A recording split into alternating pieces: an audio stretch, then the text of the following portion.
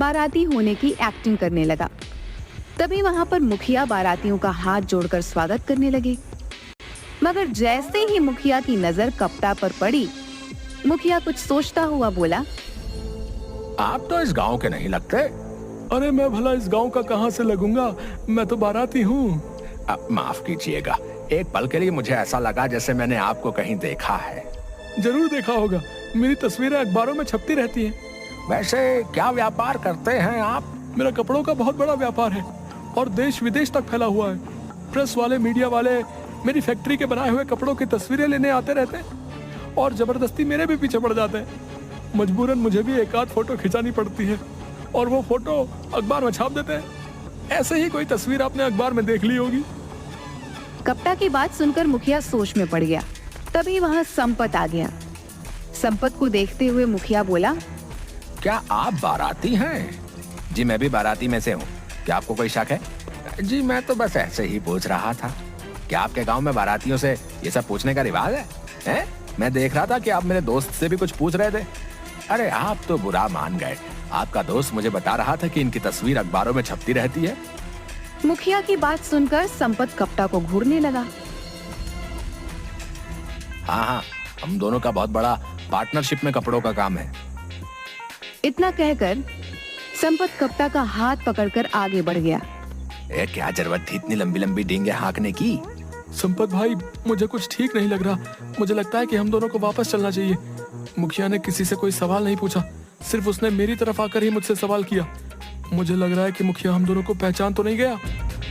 अबे दोनों यहाँ पर बारातियों में शामिल होकर खाना खाने के लिए नहीं आए हैं, चोरी करने के लिए आए हैं। मैंने पता लगा लिया कि मुखिया ने गहने कहाँ पर रखे। इस वक्त वहाँ पर कोई भी नहीं है। चल मेरे साथ जल्दी से। संपत और कप्ता लोगों की नजरों से बचते हुए मुखिया के उस कमरे में पहुंच गए जहां पर सोने के आभूषण रखे हुए थे। जल्दी से अपनी जेब से अपनी चोरी वाली अपनी बढ़िया पॉलिथीन निकाल और गहने उसमें रख ले। संपत की बात सुनकर कप्ता सोच में पड़ गया। अरे क्या सोच रहा है तू? इससे अच्छा मौका फिर नहीं मिलेगा। ये गहने लाखों रुपए के हैं। मुझे कुछ ठीक नहीं लग रहा है संपत भाई। लाखों के आभूषण ऐसे ही रखे हुए हैं, दरवाजा भी खुला हुआ है, पूरा घर लोगों से खचाखच भरा हुआ है। कुछ तो गड़बड़ है। अबे बेवकूफ, गड़बड़ तेरे दिमाग में। ऐसे मौके बार बार नहीं मिला करते। जल्दी से पॉलिथीन निकाल। कप्ता ने अपनी जेब में से एक पॉलीथीन निकाल ली और देखते ही देखते मुखिया के सारे गहने उसमें भर लिए और नजर बचाकर सीधे मोटरसाइकिल पर बैठकर वह दोनों फरार हो गए। ये मोटरसाइकिल शहर की जगह अपने गांव की तरफ क्यों ले जा रहे हो? अबे रात का समय है, पहले हम लोग अपने गांव चलेंगे और सुबह ही शहर की तरफ निकल लेंगे। अभी अगर हम लोग शहर की तरफ जाएंगे तो हमें ढूंढने के लिए वो मुखिया पुलिस को जरूर शहर की ओर ही भेजेगा, समझा?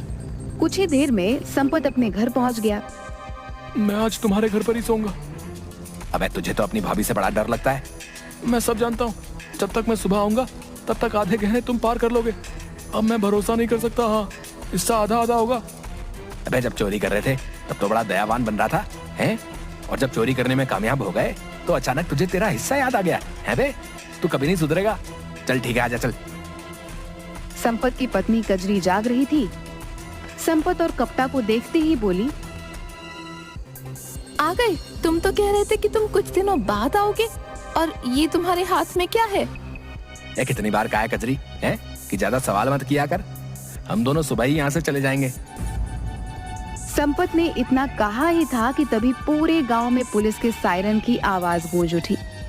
पुलिस के सायरन की आवाज सुनकर संपत और कप्ता दोनों बुरी तरीके से घबरा गए। अरे पुलिस के सायरन की आवाज सुनकर तुम दोनों के चेहरे पर पसीना क्यों आ रहा है? तुम दोनों क्यों घबरा रहे हो? कजरी ने इतना बोला ही था कि तभी कुछ पुलिस वाले संपत के घर के अंदर घुस गए। उन पुलिस वालों के साथ लमपुर गांव का मुखिया भी था, जो संपत और कप्ता को गुस्से से देख रहा था। मुखिया ने इंस्पेक्टर की ओर देखकर कहा, गिरफ्तार कर लीजिए इन दोनों को। देखिए इनके हाथ में जो पॉलिथीन है उसी में गहने हैं। आपको ये बताने की जरूरत नहीं है मुखिया जी, हमें तो इन दोनों की लोकेशन आधे घंटे पहले ही मिल गई थी। इतना कहकर इंस्पेक्टर ने संपत के हाथ से पॉलीथीन छीन ली और हथकड़ियां लगा दी। ये सब क्या है? लगता है तुम्हें अपने पति के कारनामों के बारे में नहीं मालूम। मेरे पति बहुत बड़े व्यापारी हैं, शहर में कपड़ों का व्यापार करते हैं। ये कोई कपड़ों का व्यापार नहीं करता, बल्कि ये और इसका साथी दोनों मिलकर चोरी करते हैं। इतना कहकर मुखिया संपत और कपटा की ओर देखकर बोला। तुम दोनों सोच रहे होगे कि आखिर मुझे कैसे पता लगा कि तुम दोनों यहाँ पर छुपे हो, हैं? चाहता तो मैं तुम्हें उसी वक्त पकड़वा सकता था जिस वक्त तुम मेरी बेटी के गहने चुरा रहे थे। अरे हम तो तुम्हारा कल से ही गांव में आने का इंतजार कर रहे थे, समझे बेटा? क्या मतलब? पिछली बार तुमने जो जमींदार के घर पर चोरी की थी ना, हम तब से ही तुम लोगों के ऊपर नजर रखे हुए थे। हैं? हमें यकीन था कि तुम मेरी बेटी की शादी में जरूर आओगे, इसीलिए हमने गांव में आसपास सभी जगह ये खबर फैला दी थी कि मैं अपनी बेटी की शादी बहुत धूमधाम से कर रहा हूँ। मुझे पता था कि तुम मेरी बेटी के गहने जरूर चुराने आओगे, इसलिए मैंने पहले से ही इंस्पेक्टर की मदद से गहनों में जीपीएस ट्रांसमीटर लगवा दिया था।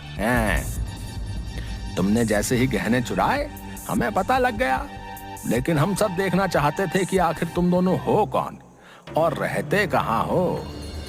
हमें माफ कर दीजिए, हम आइंदा कभी चोरी नहीं करेंगे। वो तो तुम वैसे ही नहीं करोगे, क्योंकि जेल में तुम कोई चोरी कर ही नहीं पाओगे। इंस्पेक्टर ने संपत और कपटा को गिरफ्तार करके जेल में भेज दिया। अगले दिन संपत और कपटा की सारी हकीकत सारे गांव में पता चल गई कि वे दोनों शहर में बिजनेस नहीं बल्कि चोरियां किया करते थे।